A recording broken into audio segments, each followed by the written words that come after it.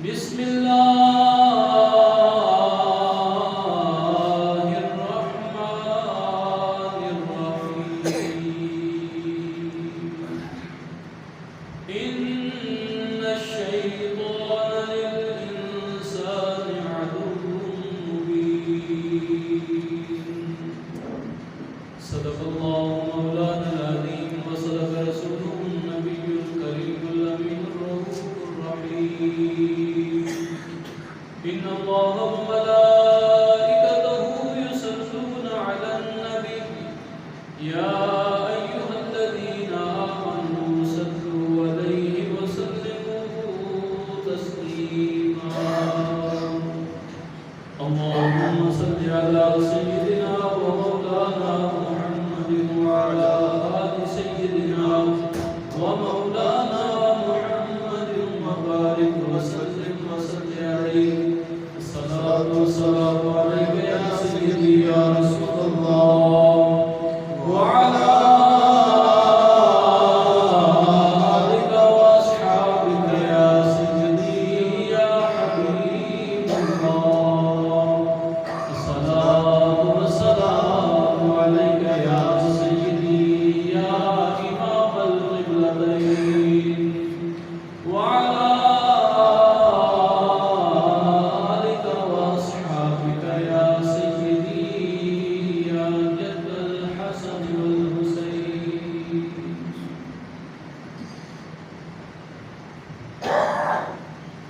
یاد فرما لیا مصطفیٰ نے اگر ان کے دربار میں سر کے بل جائیں گے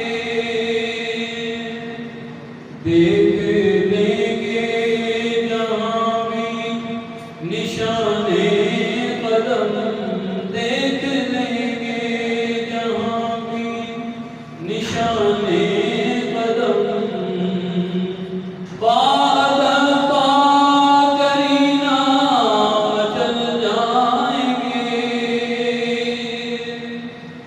چاہے کتنی مخالف ہوائیں چلے چاہے کتنے ہی طوفان اٹھتے رہیں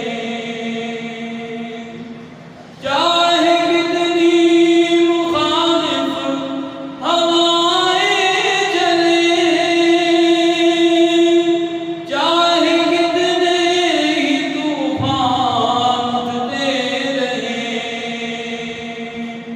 اپنے سرکار کا نام لیتے ہوئے مدنی سرکار کا نام لیتے ہوئے مٹھلے منٹار کا نام لیتے ہوئے دیکھ لینا بغل سے نکل جائیں گے یاد فرما لیا مصطفیٰ نے اگر ان کے دربار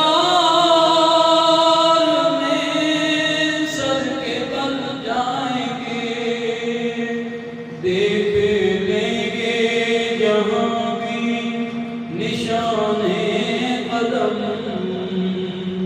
بعد پا کرینا چل جائیں گے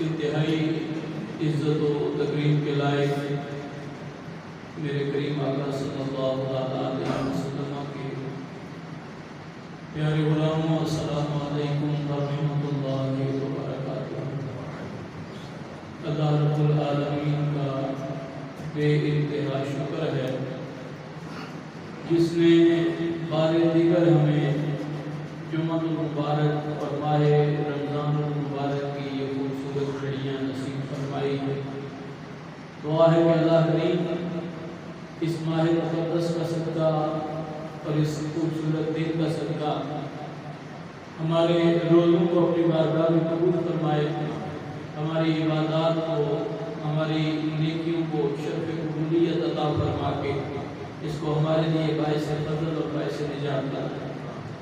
برادران اسلام، آج اس ماہ مبارک کا آخری دن ہے اور شام طلوع ہوتے ہی یہ مہمان ہمارے یہاں سے رخصت ہونے والا ہے،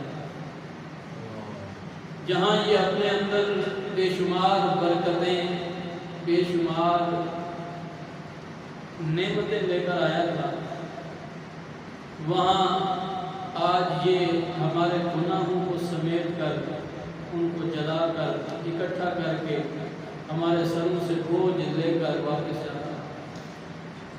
دعا یہ ہے کہ اللہ کریم ہمیں یہ سعادتیں بار بار نصیب فرمائے۔ کس کو کیا پتا کہ اگلے رمضان المبارک میں وہ مکلف ہوگا یا نہیں ہوگا۔ مکلف اس لیے کہہ رہا ہوں کہ بندہ زندہ تو ہوتا ہے، بعض اوقات رمضان شریف کا مکلف نہیں رہتا، ایسا بیمار ہو جاتا ہے کہ اس کے بچنے کی امید نہیں رہتی، شیخ فانی کے منصب پہ پہنچ جاتا ہے تو پھر بھی وہ روزے نہیں رکھ سکتا، عبادات نہیں کر سکتا۔ خدا نہ خواستہ بندے کو جنون لاحق ہو جائے، ذہنی توازن درست نہ رہے، زندہ تو وہ ہوتا ہے لیکن وہ مکلف نہیں رہتا۔ یہ دعا اس لیے کی ہے کہ اللہ ہمیں صحت بھی عطا فرمائے، تندرستی بھی عطا فرمائے اور پھر اپنا یہ مبارک مہینہ بھی ہمیں عطا فرمائے۔ یہ ماہ مبارک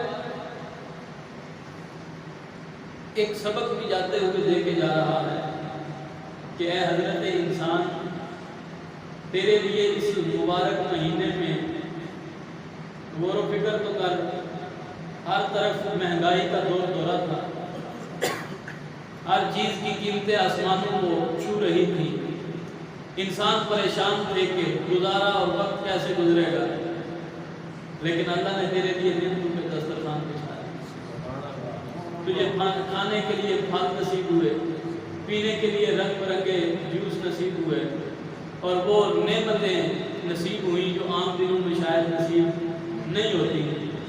تو نے میری نعمتوں کو کھایا اور میری بارگاہ کے سر کو جھکایا۔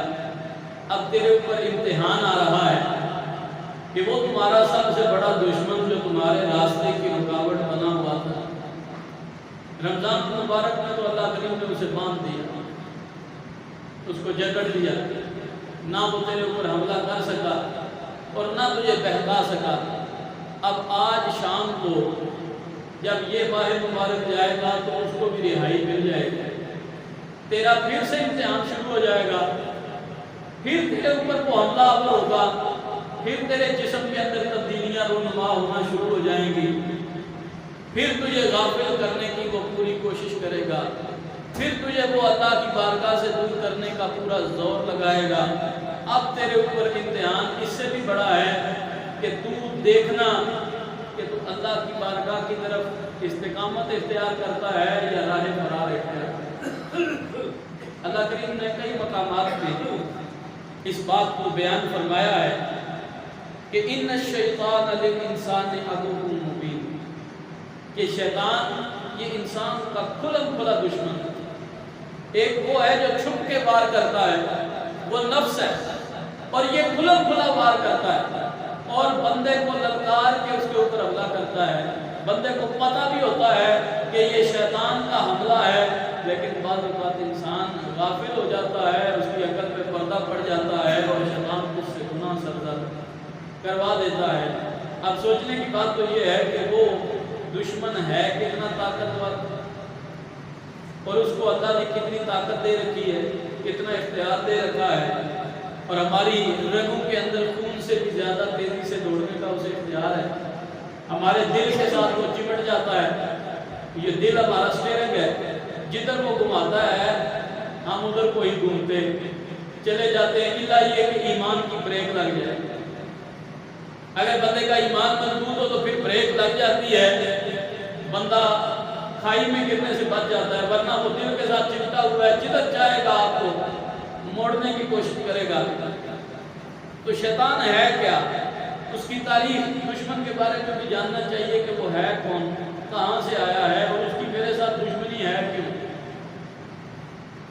نے یہی سنا ہے کہ ایک شیطان ہے جس نے آدم علیہ السلام کو سجدہ کرنے سے انکار کیا تھا اور اللہ کی بارگاہ سے راندہ درگاہ ہو گیا. اب وہ انسان کا دشمن ہے، وہ اس کے اوپر حملہ کرتا ہے، اس کو صراط مستقیم سے بھٹکاتا ہے. اس کی تاریخ کے بارے میں بھی جاننا چاہیے کہ وہ ہے کیوں، اس کے انسان کے اوپر مسلط ہونے کا مقصد کیا ہے اور اس میں اللہ کریم کی حکمت کیا ہے. انسان اگر غور و فکر کرے نا مجھے سمجھ آ جاتی ہے کہ اس شیطان سے، اس دشمن سے میں نے بچنا کیسے ہے اور کیوں بچنا ہے. حضور حضرت آدم علیہ السلام کے تخلیق سے کئی ہزار سال پہلے اس دنیا پہ مخلوقات موجود تھی، اور وہ مخلوقات کون سی تھی؟ دیگر مخلوقات موجود تھی، زمین تھی. عبادت کرنے والی مخلوقات میں دو چیزیں تھیں جو عبادت کے مکلف تھے، ایک فرشتے تھے اور ایک جنات تھے. اب جنات کی عمریں بھی بہت زیادہ ہیں، کئی ہزار سال ان کی عمریں ہوتی ہیں. تو روایات میں آتا ہے کہ جنات جب اللہ کریم نے پیدا کیے تو ان کی زندگی کا مقصد بھی وہی تھا جو حضرت انسان کی زندگی کا مقصد. قرآن نے بھی اس کو بیان کیا ہے وَمَا خَلَقْتُ الْجِنَّ وَالْإِنسَ إِلَّا لِيَعْبُدُونِ، کہ میں نے جنات کو بھی اور انسانوں کو بھی اس لیے پیدا کیا ہے کہ یہ میری عبادت کرے، میرے عبادت گزار بنے.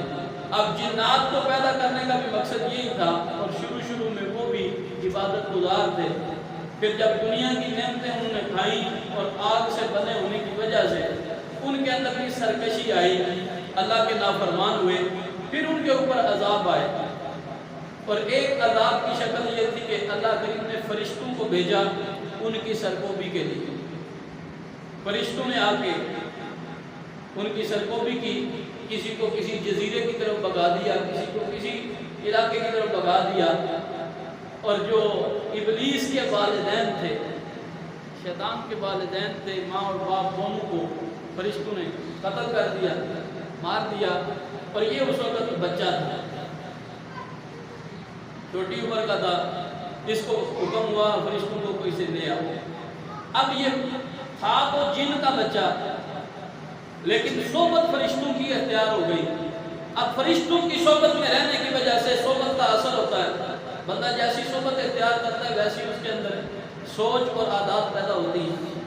تو یہ فرشتوں کی صحبت میں آنے کی وجہ سے دیکھتا کہ فرشتے ہر وقت اللہ کی عبادت کرتے رہتے ہیں، ہر وقت اللہ کی تسبیح بیان کرتے رہتے ہیں، جو اللہ حکم دیتا ہے اسی حکم کے مطابق وہ چلتے رہتے ہیں. کیونکہ فرشتے جو ہیں وہ مکلف، شر کے مکلف نہیں ہیں. ان کو اللہ کریم نے معصوم پیدا کیا ہے اور نہ ہی ان کے اندر کوئی مادہ شہوت رکھا گیا ہے، نہ ان کے اندر جنس کا مسئلہ ہے کہ ایک مذکر ہے ایک مؤنث ہے. وہ سارے کے سارے مذکر ہیں اللہ کی جس طرح تخلیق ہے.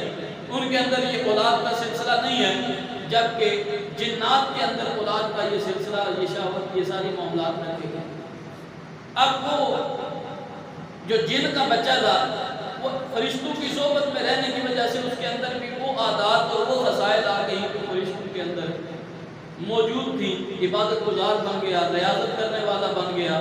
اب فرشتوں کی عبادت الگ چیز ہے، لیکن جب کوئی مکلف عبادت کرتا ہے جس کے اندر خیر اور شر دونوں پہلو رب نے رکھے ہیں، وہ انسان ہو یا جن ہو، جب وہ عبادت کرتا ہے تو اس کی عبادت کی وجہ سے اللہ اس کے درجات کو بلند کرتا ہے. اب فرشتوں کے پاس رہنے لگا، اللہ کریم کے فرشتوں کی گفتگو کو سننے لگا، ان کی عبادات کی طرف مائل ہوا، عبادت گزار بنتے بنتے اب وہ فرشتوں کی صف میں تھا اور بڑا متقی اور بڑا پرہیزگار تھا. کیونکہ اس کے علاوہ جتنے بھی مکلف تھے جنات، کوئی تو مارے جا چکے تھے اور کسی کے اوپر موت طاری کر کے اس کو عذاب دیا گیا، اور کوئی جنگلی جزیروں میں اور کہیں بھٹک رہے تھے. یہ جنات میں سے سب سے زیادہ عبادت گزار تھا. اب جب اللہ کریم نے آدم علیہ السلام کو پیدا کرنے کا ارادہ فرمایا، فرشتوں کے سامنے یہ اظہار کیا کہ میں اپنا نائب بنانے لگا ہوں زمین میں، تو فرشتوں نے کیا کہا؟ وہ فرشتے جو اللہ کے حکم کے سامنے سر تسلیم خم کرتے ہیں، انہوں نے خدشہ ظاہر کیا اپنے تجربے کی بنیاد پہ. انہوں نے کہا یا اللہ تو ایسی مخلوق بنانے والا ہے جو پھر زمین پہ فساد کرے گا. اتجعل من یفسد فیہا، تو ایسا انسان بنانے والا ہے، ایسی مخلوق بنانے والا ہے جو پھر سے زمین کے اوپر فساد کرے گی. کیونکہ ہم پہلے دیکھ چکے ہیں تو نے ایک مخلوق بنائی تھی جس نے سوائے فساد کے اور کوئی کام کیا ہی نہیں ہے. وہ تو صرف آگ کے بنے ہوئے تھے اور اس کے اندر تو دوسری چیزیں بھی شامل کر رہا ہے. آگ کے ساتھ ساتھ مٹی بھی ہے، ہوا بھی ہے، پانی بھی ہے. اللہ کریم نے فرمایا انی اعلم ما لا تعلمون، جو میں جانتا ہوں وہ تم اس کے ظاہر کو دیکھ رہے ہو، اس کے ایکسٹرنل مٹیریل کو دیکھ رہے ہو، مجھے اس کے انٹیریل مٹیریل کا بھی پتہ ہے، انٹرنل مٹیریل کا بھی پتہ ہے، اس کے اندر میں نے کیا رکھنا ہے، خصوصیات اس کے اندر کیا ہوں گی. جو کچھ میں جانتا ہوں وہ تم نہیں جانتے. تو اس کے بعد فرشتوں کے سوال و جواب بند ہو گئے. اللہ مالک کس طرح تیری مرضی. آگ، ہوا، مٹی اور پانی کو ملا کر ایک جسم بنایا گیا، اس کو خوب سجا سنوار کے فَخَلَقْتُهُ بِيَدَيَّ کا شرف عطا فرما کے وَنَفَخْتُ فِيهِ مِن رُوحِي کا شرف عطا فرما کے اب انسان بنایا. اور فرشتوں کو کہا کہ اس کو فَقُلْنَا لِلْمَلَائِكَةِ اسْجُدُوا لِآدَمَ، ہم نے فرشتوں کو کہا کہ آدم کو سجدہ کرو. فَسَجَدُوا، فرشتے جو سے وہ سارے کے سارے سجدے میں پڑ گئے. الا ابلیس، سوائے ایک کے جس کا نام تھا ابلیس. ابلیس کیوں نام رکھا گیا؟ حالانکہ اس کا اصل نام ابلیس نہیں تھا. اس کا اصل نام جو اس کے والدین نے رکھا تھا وہ تھا عزازیل. اب یہاں پہ عزازیل کو ابلیس قرار دیا گیا. کیوں؟ جب اللہ نے حکم دیا آدم علیہ السلام کو سجدہ کا، سب فرشتوں نے سجدہ کیا، یہ اکڑ گیا، اس نے کہا میں سجدہ نہیں کروں گا، یہ مٹی سے بنا ہوا ہے، میں آگ سے بنا ہوا ہوں، میری فطرت میں ہے اوپر کی طرف اٹھنا اور اس کی فطرت میں ہے نیچے کی طرف جانا. اب اس نے اپنی علمیت جھاڑنا شروع کر دی، فلسفہ جھاڑنا شروع کر دیا اللہ کی بارگاہ میں. اور جو بندہ بھی بزرگوں کی بارگاہ میں بیٹھ کے اپنے علم کے اوپر مان کرتا ہے اور فلسفہ جھاڑنے کی کوشش کرتا ہے، ہمیشہ اسے منہ کی کھانی پڑتی ہے. جب اس نے یہ فلسفہ جھاڑا تو اللہ کریم نے فرمایا تیرے لیے کوئی گنجائش باقی نہیں ہے. تو نے فرشتوں سے سبق حاصل نہیں کیا، فرشتوں میں رہنے کے باوجود بھی، اتنا عبادت گزار ہونے کے باوجود بھی تیرے نفس نے تجھے اپنی اصل کی طرف لوٹا دیا، آگ کی طرف، جنات، اس شر کی طرف. اب تیرا نام عزازیل نہیں، آج کے بعد تیرا نام کیا ہے؟ ابلیس. یہ ابلیس کا معنی کیا ہے؟ ابلیس کہتے ہیں اللہ کی رحمت سے مایوس ہونے والے، کیونکہ اس نے اللہ کی رحمت کے اوپر بھروسہ نہیں کیا، اکڑ گیا تکبر اور غرور میں آ کر اس نے کہا نہیں جی میں سجدہ نہیں کروں گا. عبرت حاصل نہیں کی، ڈرا نہیں. اب فرشتوں نے جب یہ کیفیت دیکھی نا کہ اللہ کریم نے اسے مردود کر دیا ہے، اب فرشتے رونے لگے، جبریل و میکائیل بھی رونے لگے. اللہ کی بارگاہ میں عرض کرتے ہیں یا الہ العالمین، بلکہ اللہ کریم نے پوچھا تم کیوں رو رہے ہو؟ مردود تو یہ ہوا ہے. انہوں نے عرض کی یا اللہ آج یہ سبق ہمیں ملا ہے کہ کبھی اپنی عبادت کے اوپر مان نہیں کرنا چاہیے. آج ہمیں اس کی عبرت ناک انجام اور شکست میں یہ پتہ چلا ہے کہ اپنی عبادت اور ریاضت کے اوپر تکیہ نہیں ہونا چاہیے. اگر تو چاہے تو ایک پل میں ذلیل کر دے اور اگر تو چاہے تو عزتوں کے تاج پہنا. اللہ کریم نے فرمایا بالکل یہ حقیقت ہے، میں اگر چاہوں جس کو چاہوں عزت دے دوں، جس کو چاہوں پل پل میں ذلیل کر دوں. یہ میرے شایان شان. اور یہ سبق تھا ابن آدم کے لیے بھی کہ فرشتوں جیسی مخلوق پاکیزہ اور معصوم عن الخطا اگر ان کی کیفیت یہ تھی، تو کیوں نہیں عبرت حاصل کرتا؟ تو کس ذوق اور کس چکر میں پھنسا ہوا ہے؟ تجھے کس بات میں غافل کیا ہوا ہے؟ اب ابلیس کو یہاں وہاں سے مردود کر دیا گیا. اب اس نے سب سے پہلے اللہ کی بارگاہ میں ایک بات عرض کی کہ مجھے قیامت تک مجھے مقررہ مدت تک مہلت دی جائے. حالانکہ وہ تھا تو نافرمان، تھا تو مردود، لیکن جب مانگا تو اللہ کریم نے عطا فرما دیا. کیوں؟ اس میں بھی اشارہ ہے کہ یہ مت سمجھیے کہ فلاں کے پاس سب کچھ ہے تو اس کا مطلب ہے وہ بڑا فضل والا ہے. اللہ اپنے مردودوں کو بھی بعض اوقات عطا فرما دیتا ہے. وہ دیتا سب کو ہے، لیکن کسی کے لیے وہ عزت کا سبب بن جاتا ہے اور کسی کے لیے وہ ذلت کا سبب بن جاتا ہے.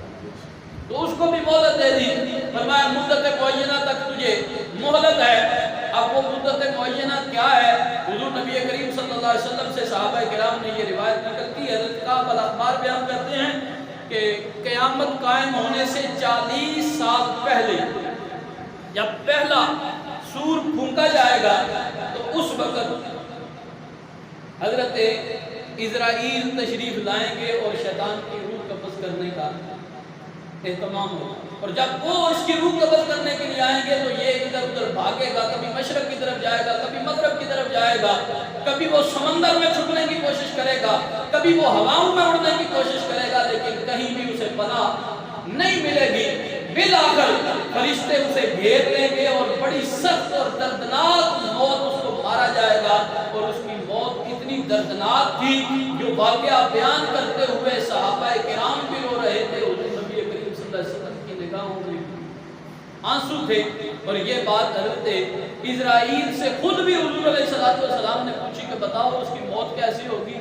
تو جب حضرت اسرائیل نے یہ منظر بیان کیا تو حضور کی آنکھوں میں بھی آنسو آ گئے. کتنی دردناک موت اس کو دی جائے. اب یہ دشمن انسان جس کے بارے میں قرآن واضح کہہ رہا ہے کہ یہ تمہارا کھلم کھلا دشمن ہے، 40 برس تک یہ مویا رہے گا، مردہ رہے گا، عذاب قبر میں مبتلا رہے گا، تکلیفوں میں. اور پھر 40 سال کے بعد جب دوبارہ سور پھونکا جائے گا، قبروں سے لوگ اٹھیں گے تو پھر اسے دوبارہ زندہ کیا جائے گا اور پھر اس کا جو عبرتناک انجام ہوگا وہ الگ ہوگا. برادران اسلام، اتنا ذلیل قسم کا اور اتنا جابر قسم کا ہمارا دشمن ہے. ایک طرف وہ دشمن ہے جس نے اللہ پاک سے دشمنی مول لی ہوئی ہے، اور ایک طرف اللہ کریم کی بارگاہ ہے جہاں سے رحمتیں ہمیں پکارتی ہیں کہ ہے کوئی مجھ سے بخشش مانگنے والا، ہے کوئی مجھ سے مغفرت طلب کرنے والا. اس کی رحمتوں کے دروازے کھلے ہوئے، اس کی بخشش کی پکار آ رہی ہوتی ہے، اور ہم کیا کر رہے ہوتے ہیں؟ یہ میرے اور آپ کے لیے لمحہ فکریہ ہے کہ چاند رات آتے ہی ہم بھول جاتے ہیں کہ ہم سجن کے گھر میں جا رہے ہیں یا دشمن کے گھر میں جا رہے ہیں. کون کون سے ایسے فضولیات اور گناہ نہیں ہوتے جو چاند رات کو ہماری عوام کرتی ہے. اس کی وجہ کیا ہے؟ وجہ یہی ہے کہ وہ جو دشمن تھا، جو بندہ ہوا تھا، آج وہ تازہ دم ہو کے آپ کے اوپر مسلط ہوا ہے، اور اب تو آپ کو یہ بتانا چاہتا ہے کہ پورا مہینہ تو میرے شر سے بچا رہا، اب بچ کے دکھا. اب یہ جہاد اکبر ہے کہ بندہ اس کو کہے کہ دیکھ جس طرح میں رمضان میں گناہوں سے بچتا رہا ہوں، اب رمضان کے بعد بھی میں گناہوں سے بچوں گا. یہ وہ جنگ ہے جس قتال کو، جس جہاد کو اللہ کے نبی نے جہاد اکبر کہا ہے. کیا کہا ہے؟ جہاد اکبر. ایک جنگ سے واپس آ رہے تھے تو حضور نے صحابہ کرام کو فرمایا رجعنا من جہاد الاصغر الى جہاد الاکبر. تو صحابہ کرام حیران ہوئے کہ یا رسول اللہ ابھی ہم تلواروں کے سائے سے نکل کے آئے ہیں، ابھی ہم نے اپنی جانیں ہتھیلی پہ رکھی ہوئی تھی اور اتنی بڑی جنگ سے واپس آ رہے ہیں، زندگی اور موت کی کشمکش میں تھے. اب تو ہم اپنے گھروں میں جا رہے ہیں، اب تو اپنی بیویوں کے پاس جائیں گے، اپنے بچوں کے پاس جائیں گے، اپنے گھروں میں جا کے آرام کریں گے. یہ کیسے ہو گیا کہ وہ جہاد چھوٹا اور یہ جہاد بڑا؟ حضور علیہ السلام نے فرمایا کیونکہ اس جہاد سے بڑا جہاد یہ ہے کہ بندہ اپنے نفس اور شیطان کے ساتھ جہاد. اور یہی وہ جہاد ہے جو انسان کو تقویٰ کے مقام پہ پہنچاتا ہے۔ اب وہ دشمن کیسے حملہ کرتا ہے، اس کی مثالیں قرآن مقدس میں بے شمار مثالیں بیان کی گئی ہیں، چند ایک کی طرف اشارہ کرنا چاہتا ہوں۔ سب سے پہلے حضرت آدم علیہ السلام کے اوپر اس نے حملہ کیا، اور واضح قرآن پاک کہہ رہا ہے کہ اس کا وبال آدم علیہ السلام پر نہیں بلکہ شیطان پر ہے۔ فَأَزَلَّهُمَا، ان دونوں کو پھسلا دیا کس نے؟ شیطان نے۔ اب جس کام سے اللہ نے منع کیا تھا اب وہ کام ہو گیا، تو پہلا حملہ ہی اس نے کس پہ کر دیا؟ آدم علیہ السلام پہ کیا۔ اب اس کی سزا کیا ملی؟ 3 صدیوں سے زیادہ روتے رہے، اور بالآخر پھر توبہ قبول ہوئی، تو پھر اللہ کریم کی رحمتوں کی فراوانی میں آئے۔ تو پہلا حملہ اس نے جد انسان حضرت آدم علیہ السلام کے اوپر کیا۔ اب آدم علیہ السلام کی اولاد کے اوپر بھی اس نے حملہ کیا، حابیل اور قابیل دونوں کو لڑایا۔ وجہ سبب کیا بنا دیا؟ پتہ ہے آپ کو سبب کیا بنا تھا؟ عورت، رشتہ، شادی، شہوت، جسمانی لذت، یہ سارے اس کے ہتھیار ہیں۔ بھائی کو بھائی سے قتل کروا دیا ایک عورت کے حصول کے لیے۔ اب پوری امت کے اوپر اس نے حملہ کیا، نوح علیہ السلام کی پوری قوم کے اوپر حملہ کیا۔ 950 سال اللہ کا نبی تبلیغ کرتا رہا، اور چند لوگوں کے سوا کسی نے بھی اسلام قبول۔ آج بعض اوقات ہم پریشان ہو جاتے ہیں کہ یار ہم تقریریں بھی کرتے ہیں، وعظ بھی کرتے ہیں، قرآن بھی پڑھ کے سناتے ہیں، لوگ پھر بھی جو ہیں وہ غافل ہو جاتے ہیں۔ تو جب یہ واقعہ اور یہ آیات انبیاء کی زندگی پڑھتے ہیں تو پھر سکون مل جاتا ہے کہ جب اتنے پاکیزہ ہستیاں اور خدا کی طرف سے معجزات لے کر آنے والے ان کے ساتھ اس انسانیت نے یہ حشر کیا ہے، تو تم کس بات کی بولی؟ 950 سال تبلیغ کی، چند لوگوں کے سوا کسی نے بھی کلمہ نہیں پڑھا۔ جب حضرت نوح علیہ السلام نے یہ دعا مانگی نا، رب لا تذر علی الارض من الکافرین دیارا، کہ اے اللہ یہ مجھے نہیں میری بات مانتے، یہ تیرے راستے کی طرف نہیں آ رہے، اب میں دعا کرتا ہوں کہ کسی کافر کا ایک گھر بھی دنیا پہ باقی نہ رہے۔ اب وہ طوفان نوح آیا، سارے کے سارے کافر ختم ہو گئے، سوائے چند مسلمانوں کے دنیا کے اوپر کوئی باقی نہ رہا۔ اسی لیے نوح علیہ السلام کو آدم ثانی کہا جاتا ہے کہ نئے سرے سے انسانیت کی طرف۔ تو جب یہ عذاب گزر گیا نا، اس کے بعد انسانی شکل میں یہ ہمارا دشمن جو ہے ابلیس شیطان، یہ حضرت نوح علیہ السلام کے پاس آیا اور آ کے مبارکباد دی، کہنے لگا اے نوح تو نے میرا راستہ آسان کر دیا، جو کام میں اتنا عرصہ لگا کے کر رہا تھا تو نے ایک چٹکی میں اس کو ختم کر دیا، ایک چٹکی میں میرا راستہ آسان کر دیا۔ حضرت نوح علیہ السلام نے پوچھا وہ کیسے؟ اس نے کہا جن کو میں نے گمراہ کیا تھا، اللہ کے راستے سے میں نے ان کو ہٹا دیا تھا، تیرے قریب آنے نہیں دیا، ہو سکتا ہے ان میں سے کوئی توبہ کر لیتا، وہ کفر کی حالت میں نہ مرتا، تو نے دعا مانگی سارے کفر کی حالت میں یہاں مر گئے، میرے لیے تو کچھ نہ کچھ سامان بن گیا۔ جب یہ بات اس نے کی نا تو جناب نوح علیہ السلام کی آنکھوں میں آنسو آئے۔ پھر اللہ کریم نے تسلی دی کہ میں اپنی تقدیر غالب کر دیتا ہوں جس طرح چاہتا ہوں۔ تو یہ کیفیت اس نے حملہ ہر انسان کے اوپر کیا۔ انسان کی پوری ہسٹری پڑھیں، جہاں بھی آپ کو فتنہ فساد نظر آئے گا۔ حضرت یوسف علیہ السلام کو کنویں میں کیوں بھائیوں نے پھینکا تھا؟ سگا بھائی تھا بھی بڑا خوبصورت، حسن و جمال کا پیکر بھی تھا، پیشانی میں نبوت کا نور بھی چمکتا تھا، لیکن بھائیوں نے کنویں میں کیوں پھینک دیا؟ اس نے بھائیوں کے دلوں پہ حملہ کر کے کہا کہ اس کو تمہارے باپ کی محبت زیادہ ملتی ہے اور تمہاری طرف باپ اتنی توجہ نہیں دیتا، اس کو راستے سے ہٹاؤ تب تمہیں باپ کی توجہ ملے گی۔ اس نے بھائی کو بھائی کا دشمن بنا دیا، بیٹے کو باپ کا دشمن بنا دیا، باپ کو بیٹے کا دشمن بنا دیا۔ یہ ساری غلط فہمیاں لوگوں کے ذہنوں میں پیدا کر کے حملہ کرتا۔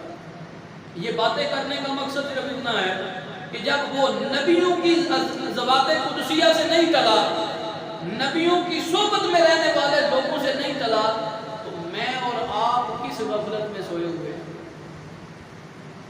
میں اور آپ کس زوم میں پکڑے بیٹھے ہیں کہ ہم جنتی ہیں؟ نوح علیہ السلام کے اپنے بیٹے کو اس نے برگلا کے جہنمیوں میں شامل کر دیا۔ اب حضور علیہ السلام کے دور میں بھی وہ کہیں شیخ نجد کی صورت میں آتا ہے، کہیں دار الندوہ میں بابے کی صورت میں آتا ہے، کہیں کسی شکل میں آ کے کہیں کفار کو آ کے مسلمانوں کے خلاف بہکاتا ہے، لڑاتا ہے، اور جب فرشتوں کی فوج نازل ہوتی ہے تو دم دبا کے بھاگتا ہے۔ جو کچھ میں دیکھ رہا ہوں تم نہیں دیکھ رہے۔ آج اس نے بھی رہا ہونا ہے، ایک لحاظ سے اس کی بھی عید ہے، ہماری بھی عید ہے نا۔ ہماری عید کیا ہے؟ عید کا نام لغویات نہیں ہے۔ ہمارے ہاں اکثر یہ ہوتا ہے عید والے دن فلمیں دیکھی جا رہی ہیں، نوجوان موٹر سائیکلوں کے اوپر ون ویلنگ کر رہے ہیں، جناب فضول خرچی کی جا رہی ہے، اڑایا جا رہا ہے دولت کو۔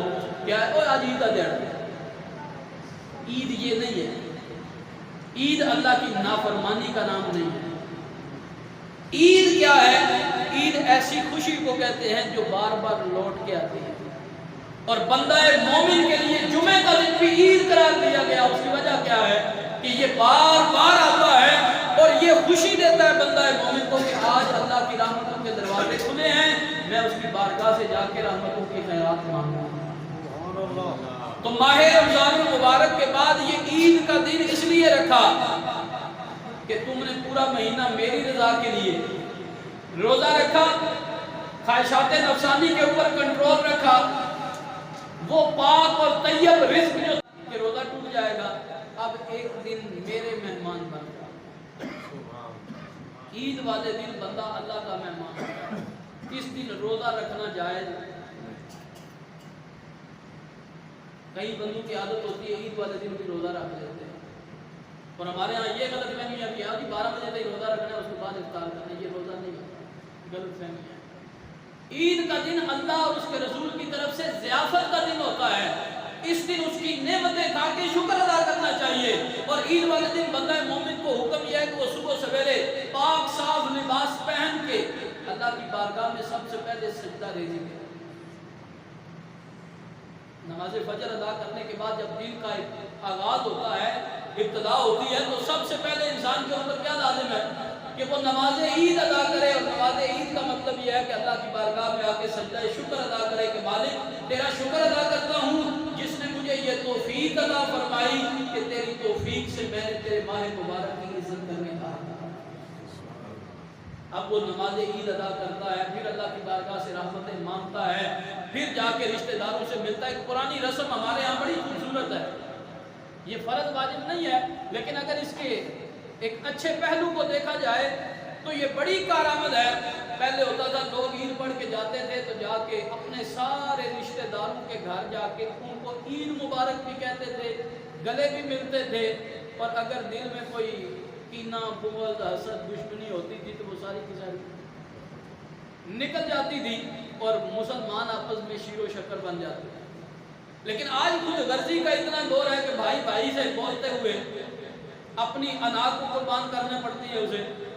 آج گھروں میں اس قدر دراڑیں ہیں کہ بھائی بھائی سے ملنے کے لیے شاید نہ جا سکے، تو آج کے دور میں اگر کوئی بندہ عید کے دن جا کے اپنے رشتہ داروں کے گھر ملتا ہے، ان سے صلح کرتا ہے، صلہ رحمی کرتا ہے، تو اس سے بڑا اور اجر کیا ہو سکتا ہے؟ یہ بھی کوشش کرنی چاہیے کہ عید پڑھ کے اپنے رشتہ داروں کے ہاں جائیے، اگر کوئی ناراض ہے تو اسے راضی کیجیے، اس لیے کہ میرا رب فرماتا ہے سل من قطع، اس کے محبوب کی زبان سے جملے نکلے، سل من قطع کا، جو تیرے ساتھ تعلق توڑتا ہے نا تو اس کے ساتھ تعلق کو جوڑ، اپنی انا کی قربانی دے، اپنی میں کی قربانی۔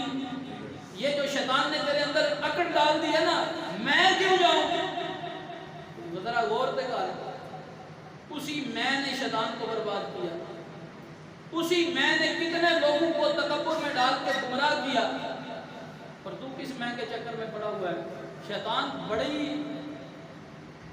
ہیوی قسم کا وار کرتا ہے، اور اس میں وہ نہ کسی نیکوکار کو دیکھتا ہے نہ کسی گناہگار کو دیکھتا ہے۔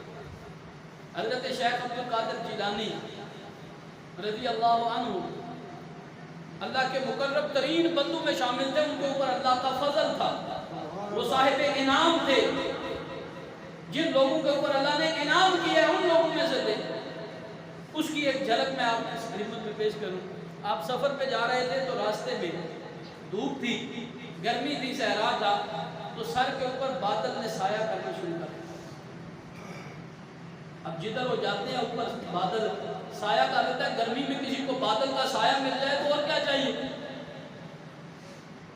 تو سفر کیا، اپنی مستی میں مگن تھے، تھوڑی فاصلے پہ گئے نا تو آواز آتی ہے بادل سے کہ اے عبد القادر، تو نے مجھے اتنا راضی کر دیا ہے کہ اب تو اگر عبادت نہ بھی کرے، اب اگر تو عبادت نہ بھی کرے، تو جو مرضی کرتا رہے، تو کامیاب ہو جائے۔ اب یہ اگر میرے جیسے آپ جیسے کسی عام آدمی کے اوپر یہ چیز آتی تو شاید ہم بھی نعوذ باللہ نبوت کا دعویٰ کیے بیٹھے ہوتے، جس طرح وہ لاہور اور فیصل آباد والی خواتین نے دعویٰ کیا ہوتا۔ بھائی میرے ساتھ تو اللہ باتیں کرتا ہے، میں تو بڑے مقام پہ فائز ہوں جی، مجھ سے تو ہم کلامی ہوتی ہے، حضرت بڑے پہنچے۔ یہ کیفیت فتنہ ہے نا۔ حضرت غوث اعظم کیونکہ جانتے تھے، وہ شریعت جانتے تھے، وہ عالم بھی تھے، فاضل بھی تھے، وہ ایک صوفی بھی تھے، وہ اللہ کے نیک بندے تھے، ولی اللہ تھے، اور ان کے اوپر اللہ کا خاص کرم تھا۔ وہ پاکیزہ والدین کی پاکیزہ اولاد تھے۔ شیطان کا وار سمجھ گئے، کہا ابلیس دفع ہو جا، میں تیرے وار میں آنے والا نہیں ہوں۔ اب اس نے پھر دوسرا وار کیا، اس نے کہا عبد القادر آج تیرے علم نے تجھے بچا لیا ہے۔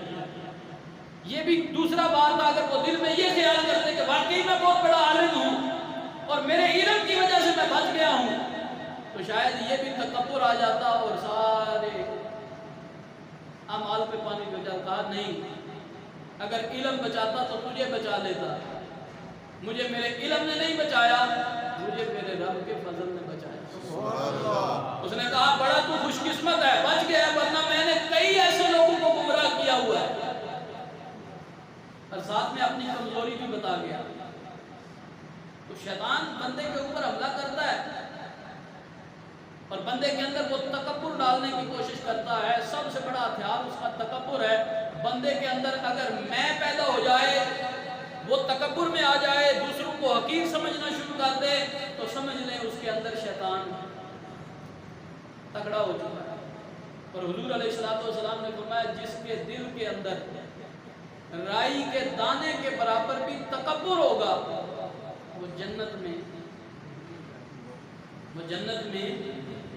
نہیں جائے گا۔ تکبر اعمال کو ختم کر دیتا ہے۔ ایک جملہ تکبر کا ابلیس نے بولا اور ساری عبادت و ریاضت ختم ہو گئی۔ اور اگر آپ میں سے، میرے میں سے کوئی بندہ بھی اگر تکبر کا ایک جملہ بولے گا تو سمجھ لیں اس کے اعمال بھی ضائع ہو جائیں گے۔ اب یہ رمضان المبارک کا مہینہ گزرا ہے، ہم نے نمازیں بھی ادا کی، تراویح بھی ادا کی اللہ کے فضل سے، اس کی توفیق سے، لیکن اب ایک امتحان اور شروع ہونے والا ہے۔ شام تک آپ کے پاس ٹائم ہے، اپنی تیاری کر لیں۔ وہ بھی مالش پہ کرتا ہے، اسی بھی مالش کر لیں۔ شام کو ساڈا جھگڑا شروع ہو جانا، انہیں آنا چھڈو جی بتیریاں رمضان پڑھ لی نے، اعتکاف بھی کر لیا، ہوں کہڑی لوڑ ہے مسیح جان۔ اور رمضان شریف کا مہینہ عبادت کی ہے، بخشیا گیا، ہوں آرام کر، اپنی مجھا کے پٹھے پا، اپنا گھوڑا بجا، اپنا فلانا دھندا کر، اپنا فلانا دھندا کر۔ یہ بھی تے روٹی بھی تے کمانی فرض ہے۔ وہ حلال اور کئی حرام ہیلے آپ کے سامنے رکھے گا اور آپ کو کہے گا کہ نہیں ایسا نہ کر، لیکن مزہ تب ہے جب وہ یہ بات کرے نا، ذہن میں یہ دل میں خیال آئے، تو اسی وقت بندہ وضو کر کے اللہ کی بارگاہ کی طرف۔ اور ایک نسخہ اور عرض کر دوں، اللہ کے پیارے نبی صلی اللہ تعالیٰ علیہ وسلم نے شیطان سے بچنے کا گر بھی ہمیں سکھایا ہے۔ بڑا کمال کا گر ہے اگر بندہ اس کے اوپر عمل کر لے۔ ہم روزانہ وہ گر استعمال بھی کرتے ہیں، لیکن کیونکہ ہماری توجہ اس طرف نہیں ہوتی، ہمیں اس کے حقیقت کا علم نہیں ہوتا، شاید اس لیے ثمرات نہیں ملتے۔ یہ جو تعوذ ہم پڑھتے ہیں، اعوذ باللہ من الشیطان الرجیم، اس کا معنی کیا ہے؟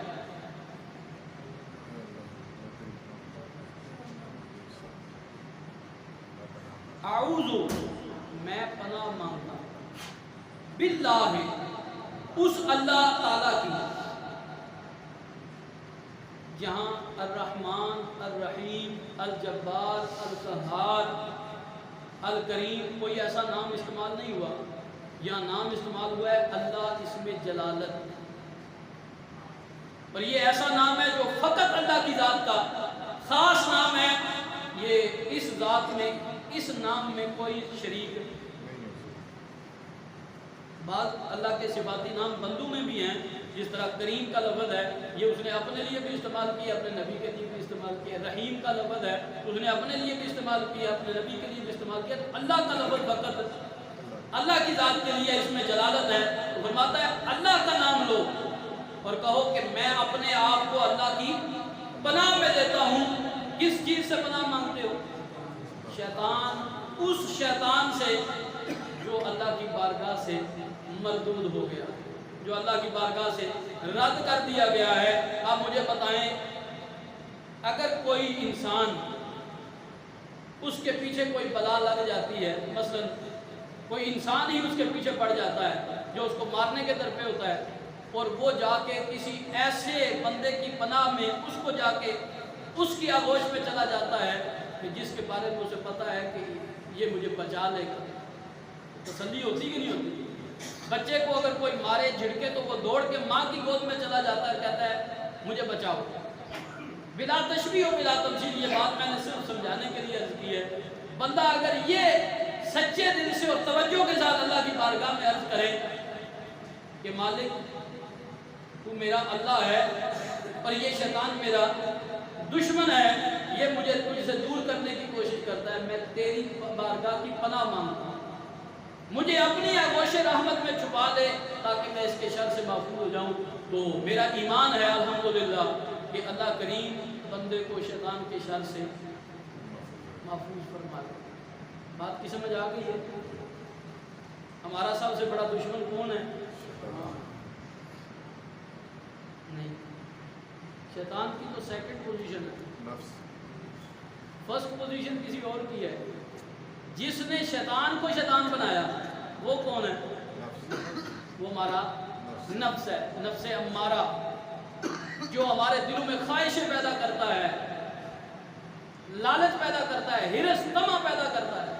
پہلے آپ نے اس نفس کو دبایا رمضان کے روزے رکھ کے، وہ کہتا تھا پانی پی لے لیکن تم کہتے تھے نہیں پینا، وہ کہتا تھا کھانا کھا لے تم کہتے تھے نہیں کھانا، وہ کہتا تھا فلاں کام کر لے تم کہتے تھے نہیں، وہ کہتا تھا گانے سن لو تم کہتے تھے نہیں، وہ کہتا تھا مووی دیکھ لو تم کہتے تھے نہیں۔ کیوں؟